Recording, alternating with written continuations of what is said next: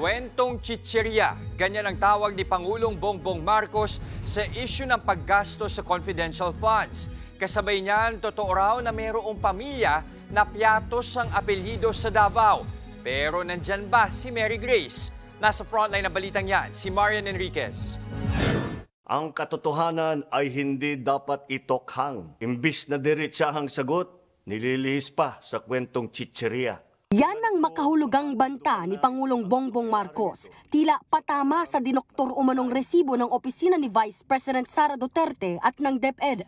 Tunog chichirya kasi ang ilang pangalang pumirma sa mga dokumento, gaya ng trendingang si Mary Grace Piatos na ilang araw nang pinagpipiestahan online. Ginawan pa nga yan ng short video ng kahawig ni VP Sara. Mary Grace. Mary Grace? Ano pong apelyido? Piatos. Kamakailan din meron isang Kokoy Villamin na magkaiba ang pirma. Ang mga pangalang yan hindi makumpirma kung totoo ba o hindi. Hindi sila mahagilap ng mga kongresista. Maging ang mga tauhan ng OVP, hindi yan maipaliwanag. Kahit ang mismong Chief of Staff na si Atty. Zulaika Lopez, hindi rin maipaliwanag kung paanong ginastos ang confidential funds. Kaya noong Miyerkules ng gabi, nagdesisyon ng Kamara na ipakontempt si Zulaika dahil hinaharang umano niya ang paglalabas ng datos ng Commission on Audit. Sa pinakabagong pagdinig naman ng Kamara kung saan dumalo si VP Sara, may nagkumpirma na meron daw talagang pamilya Piatos. Ayon sa Special Disbursing Officer ng OVP na si Gina Acosta, taga Davao raw ito. Pero kung sino partikular si Mary Grace Piatos, hindi niya raw kilala ito.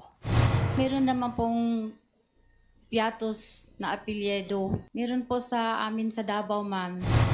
Inamin din ni Acosta na siya ang nag-encash ng 125 million pesos na confidential funds. Pero ipinaubaya na raw niya ang pera sa mismong ground commander ng OVP Security Group na si Colonel La Chica. Si La Chica raw ang naghanda ng mga accomplishment report.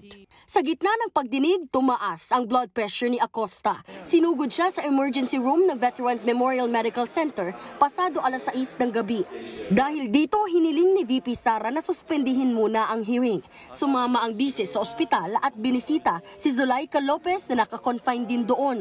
Sakali namang ipag-utos ng Kamara na ilipat si Lopez sa Correctional Institution for Women, kinumpirma ng Bureau of Corrections na may nakahanda ng kwarto para sa opisyal. Hindi raw iahalo sa mga persons deprived of liberty si Lopez pero wala ring special treatment.